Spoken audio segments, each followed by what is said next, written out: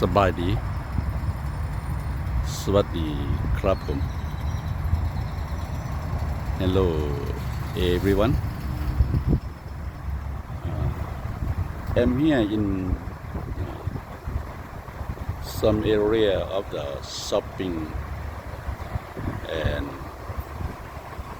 the store in Houston, Texas. I came here today to make the eye exam and get new glasses.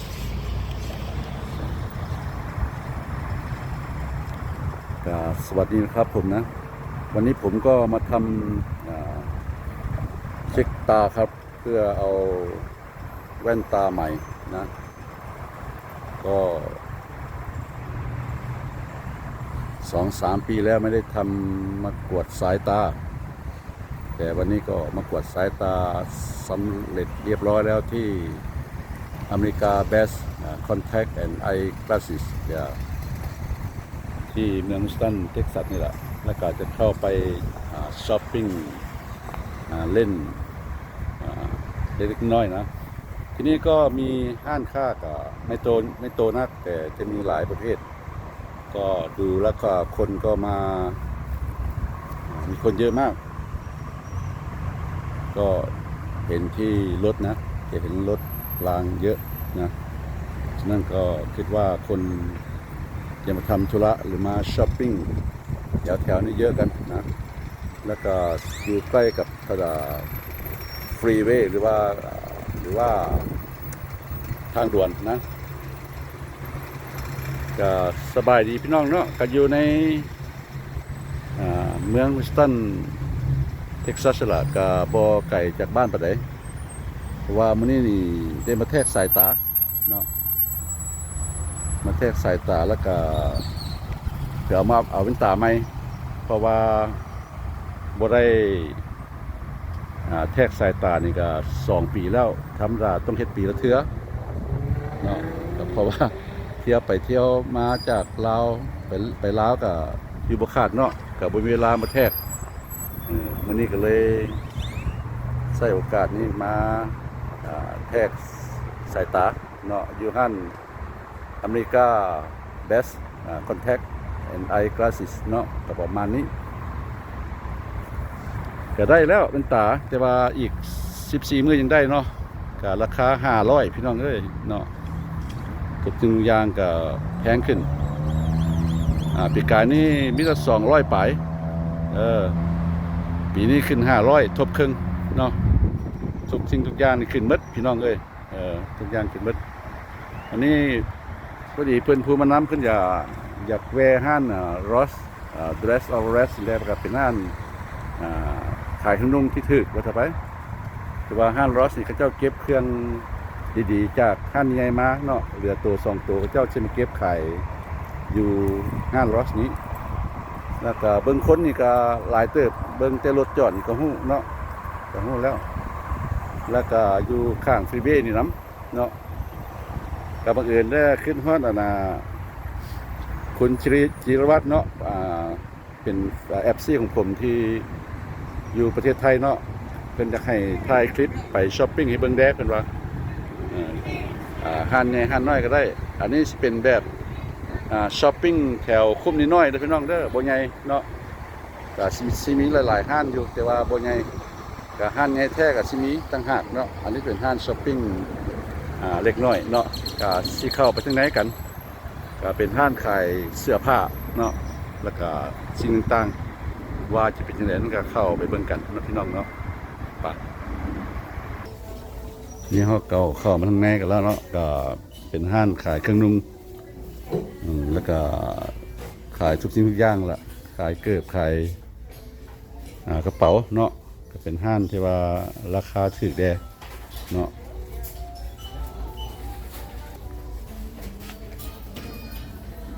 อันนี้ก็เป็นแผนกขายเครื่องของเด็กน้อยขายทุกสิ่งทุกอย่างละก็เป็นห้างที่ว่าบ่หรูหราหรอกพี่น้องเนาะแต่ว่าก็มีครบทุกอย่างอยู่เนาะ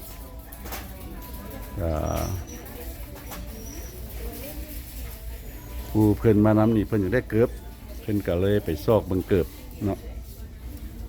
ก็มีเกือบทุกประเภทละเป็นเครื่องนุ่งเป็นเกิบเป็น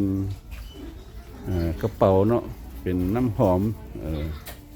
กับส่วนหลายจะเป็นเครื่องนุ่งแล้วก็เจ้าสีใจแยกบอลเด็กน้อยแล้วก็บอลขายของ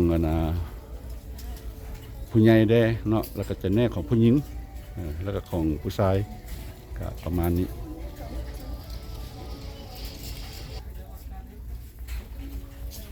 นี่ก็เพิ่นเบิ่งหมวกอยู่เนาะก็คือว่าแล้วก็มาเฮ็ดแทกสายตาเรียบร้อยแล้วก็สิได้เป็นตาใหม่ก็แพงก็ราคา500ทุกสิ่งทุกอย่างนี่กระทบครึ่งพี่น้องเอ้ยทบครึ่งบ่ไหวแต่ขนาดโลโต้ของรัฐบาลก็ยังขึ้นเนาะเลขรัฐบาลนี่ตะกี้$2ซื้อได้เดี๋ยวนี้บ่ได้ละต้องใบหนึ่ง$5ทุกสิ่งทุกอย่างขึ้นเลย ใครแต่ว่าข้าพเจ้าเท่าแล้วเนาะกับอีกส่วนผู้เกิดมาใหญ่รุ่นจะได้ต่อสู้หลายเนาะสำหรับสังคมสมือนี้ทุกสิ่งทุกอย่างแพงแต่เงินเดือนบ่ขึ้น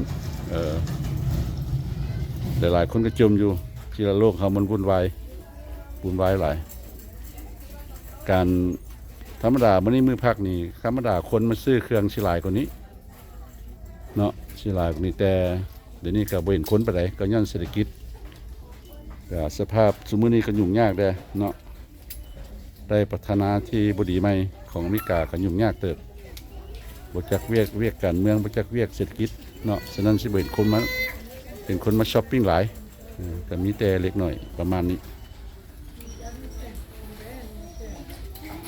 จะเป็นห้างบรูลาดอกครับง่ายแต่ว่าเป็นห้างที่ขายเครื่องถือ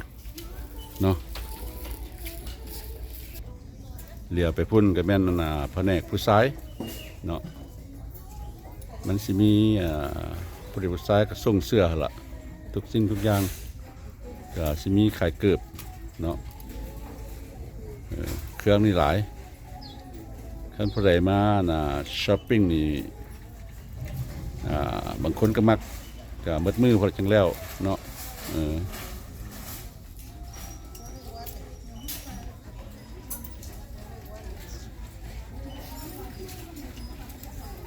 ส่วนหลายก็เครื่องกระเจ้านี่สิมาแต่นอกแดแล้วก็เหลือมาแต่ห้านใหญ่กระเจ้าสิเอามาขายอยู่นี่เพราะว่าห้านใหญ่กระเจ้าเครื่องตัวหนึ่งกระเจ้าบ่เอาเมียนกระเจ้าสิมาขายอยู่ส่งห้านนี่ขายต่อเนาะก็ประมาณนี้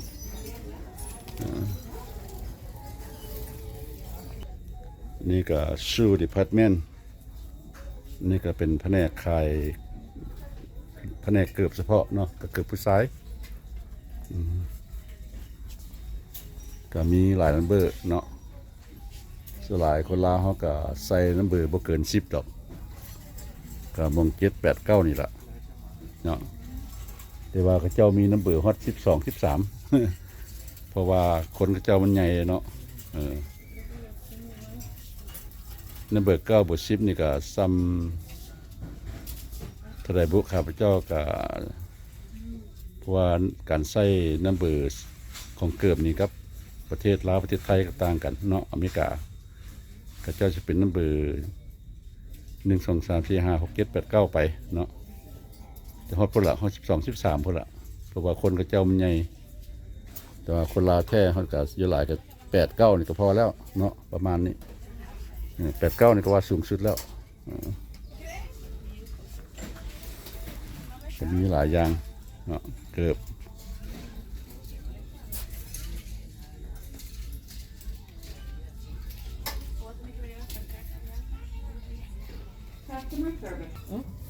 แล้วก็ต้องมีธงตีนเนาะก็มีธงตีนบนไข่เกือบใกล้เกือบก็มีธงตีนพร้อมก็ซื้อเป็นมัดเลยก็จะซื้อเท่าไหร่ก็เป็น10ละซื้อเมืองลาวกี่นี่ก็ประมาณ3-4แพ็คเนาะก็มีประมาณ3-40ถุงเท่าก็ไปแจกให้ลูกหลานเนี่ยเนาะโตก็ไปใส่แด เพราะว่าเมืองลาวนี่มันเปลืองเสื้อผ้าเปลืองเครื่องนุ่งเนาะมันฮ้อนนุ่งเสื้อมันนุ่ง3 ตัวเชื่อนะนี่กระบอนขายผ้าห่มblanket area and some like tower some the bedroom stuff pillow หมอนเนาะผ้าเช็ดหน้าเครื่องใช้ต่างๆในห้องน้ำเนาะ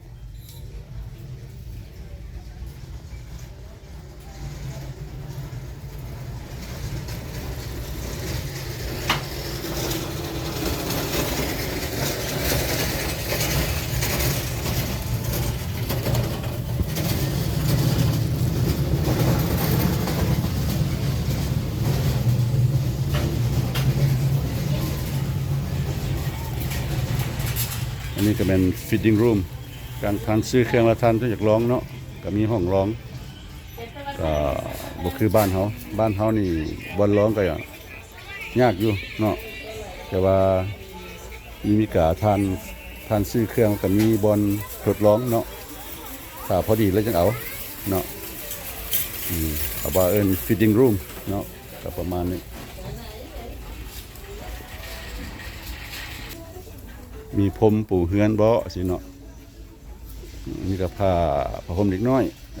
มีทุกอย่างล่ะก็เป็นห้านใหญ่เครื่องนุ่ง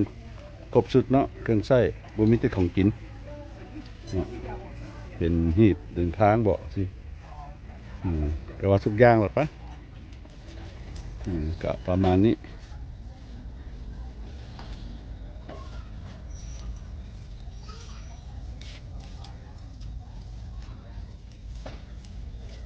พระเจ้าสิมีไส้เนาะก็เลือกสบายมีขนาดมันก็จะติดขนาดเมี่ยน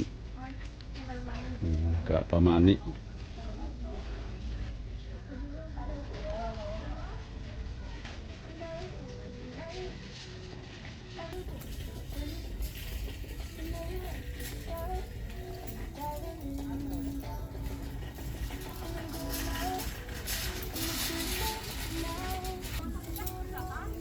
มันจะเป็นแผนกผู้หญิง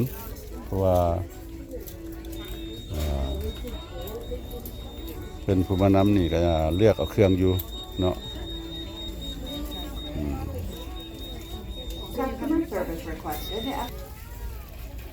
คนนี้ก็เริ่มมาได้ละเนาะแต่ว่าข้าพเจ้าก็สิบ่ได้ไปทายข้าเจ้าเพราะว่าบางคนข้าเจ้าก็สิติแต่บางคนก็บ่เว้าอย่างดอกข้าเจ้าเห็นกล้องข้าเจ้าก็ยกมือใส่แต่บางคนข้าเจ้าบ่มักทายข้าเจ้าเนาะก็ประมาณนี้เพิ่นก็ได้เสื้อคาร์บอยตัวนึงเพราะว่าเสื้อคาร์บอยข้าพเจ้าหันเอาให้หลานแล้วหลานมันขอ2-3เสื้ออีตนมันก็เลยเอาให้มันซะเสื้อตัวนั้นข้าพเจ้าก็ซื้อเกือบฮอด$100เสื้อคาร์บอยรีไวเนาะก็เกือบฮอด$100ก็เอาให้หลานเพราะว่าหลานอยากได้แฮงเมื่อเมืองลาวเมื่อกี้ก็เสียเครื่องละไปเมืองลาวเลยก็ต้องได้ซื้อเครื่องมาให้ลูกให้หลานชีเมสเท่าไหร่ต้องได้ซื้อเครื่องให้ลูกให้หลานเนาะเขาคอยังก็ได้ให้เขาก็ประมาณนี้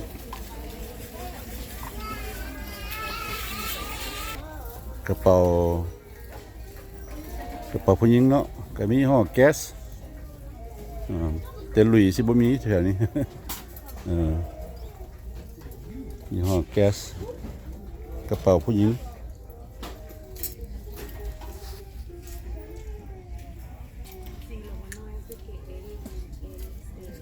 อร่อย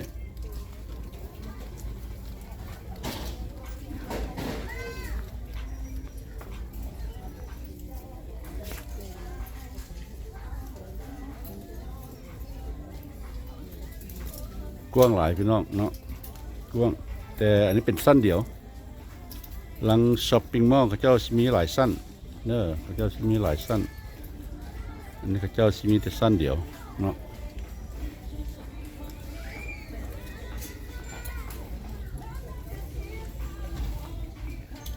อันนี้ก็เป็นกระเป๋าผู้หญิง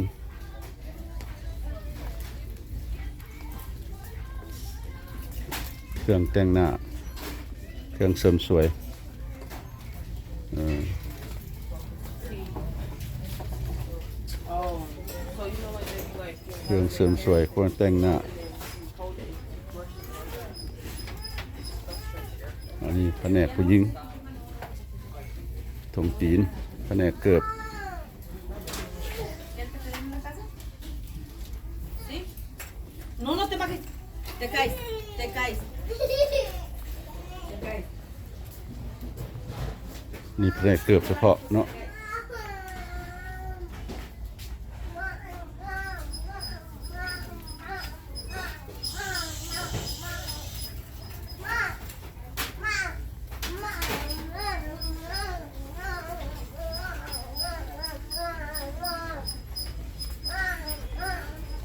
เพราะว่าเดี๋ยวนี้ก็ประมาณเป็นชั่วโมงกินข้าวคนสิมาหลายก็เพิ่นละก็จะกินข้าวกินน้ำแล้วเนาะอันนี้ก็แผนกเกือบแผนกเกือบผู้หญิงเกือบเด็กน้อยประมาณนี้เอาตัวนี้บ่นี่เกือบเด็กน้อย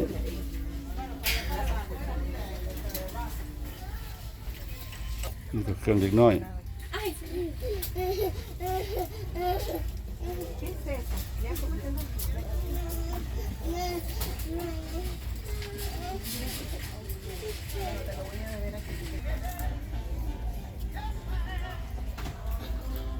คือว่าเครื่องทุกอย่างก็เจ้าติดเป็นเครื่องนุ่งเขาเจ้าติดสิกโนนะพี่น้องเด้อจะติดสิกโนเขาชีแขนเครื่องเตือนใส่เนาะ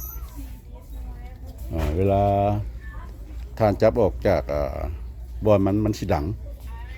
เนาะเพราะว่าค่ะเป็นเครื่องแพงหนึ่งแล้วเขาเจ้าชีใส่สิกโนห้อยเสื้อทีนี้ครับเพื่อนเอาเสื้อตัวหนึ่งเอาเสื้อแจ็คเก็ตตัวหนึ่งแล้ววันนี้มันมีสิกโนเราถือเบิ้งมันก็สิดังเนาะต้องได้ไปออกก่อนหรือว่าทานซื้อแล้วกลับไปจ่ายเงินเลย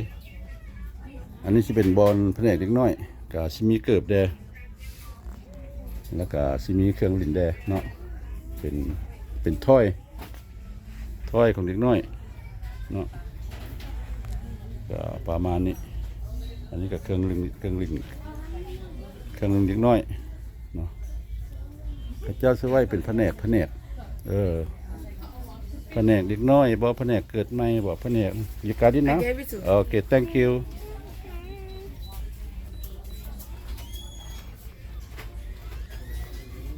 แต่ว่า security บางทีแหละเขาเจ้าไปเอาซิกโนออกให้เนาะกับประมาณนี้นี่มันมีขายกระจกเนาะ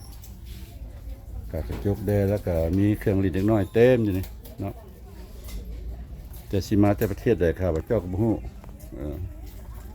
มาจากจีนได้ก็มีหั่นล่ะ แล้วแต่เนาะแล้วแต่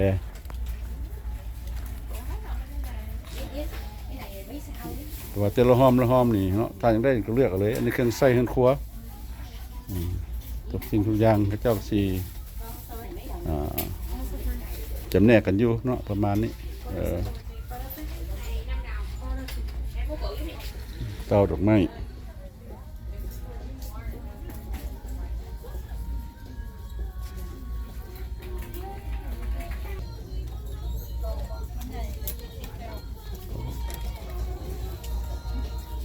เอารถ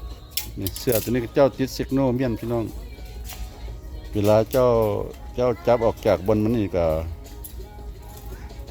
มันสิดังเขาเจ้าได้เอาซิกโนออกก่อนแล้วก็มาส่งคืนมันนี่ก็สิไปจ่ายเงินเนาะเพราะว่าตัวข้าพเจ้าให้หลานก็ขับแล้วล่ะกับตัวนั้นก็เกือบ$100เนาะก็ประมาณนี้ส่วนหลายก็เครื่องยี่ห้อได้ที่ข่าวเจ้าได้ว่าไปละเป็นเครื่องยี่ห้อแล้วก็ราคามันถูกเหลือตัว2ตัวอยู่หั่นใหญ่แล้วเจ้ามาไว้นี่เนาะก็ประมาณนี้อันนี้สิไปจ่ายเงิน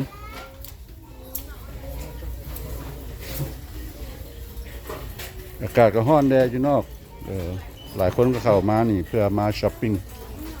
เนาะ ก็ประมาณนี้มันก็อากาศก็เย็นแน่ก็สิมีเคาน์เตอร์เขาเจ้าอยู่หั่นเนาะนี่ก็ได้เครื่องแล้วก็สิเมื่อว่ายังคาเวียกหลายตอบ FC อยู่ YouTube นี่ YouTube ช่องข้าพเจ้านี่ FC จากไทยเห็นคอมมันมาปกหลายเด้อชั่วมือนี้เรื่องตอบหลายเมื่อยแล้วก็นอนพักลุกขึ้นมาตอบอีก ขอบใจเด้อ FC ที่อยู่ฝั่งไทยเนาะขอบคุณมากๆครับผม FC ฟอร์มประเทศไทยนะผมตอบไม่ไหวเลย ตอบไม่ไหวเลยทั้งวันทั้งคืนเหนื่อยแล้วก็พักแล้วก็ไปตอบอีกนะ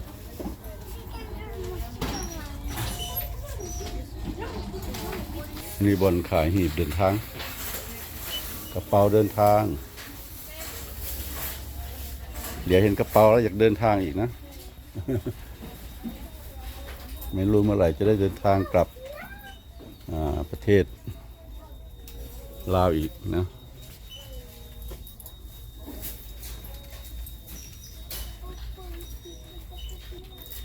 ท่านจะได้ยินเสียงเสียงโน่เนาะเป็นกระเป๋าเป็นเสื้อกระเป๋าเดินทางนี่หรือว่าเป็นกระเป๋าแบ็คแพ็คหลังนี่ท่านเอาออกไปมันก็สีดังเพราะว่าเอากระมูเนาะบางคนก็เจ้าก็เอาไปแล้วก็แบกไม่เลยก็มีเนาะเอากระมูก็เคยเห็นมาหลายอยู่ก็ประมาณนั้นนี่ก็ช้อปปิ้งแล้วก็ชิมเนื้อเนาะนี่เนาะก็มีเวียกหลายคือว่าละชิมเนื้อตอบคำถามของ FC อยู่ประเทศไทยนี่ตอบมาเยอะแล้วนะขอบคุณมากๆอีกครั้งครับผม FC จากประเทศไทยครับก็ Stay Connect นะเพื่อน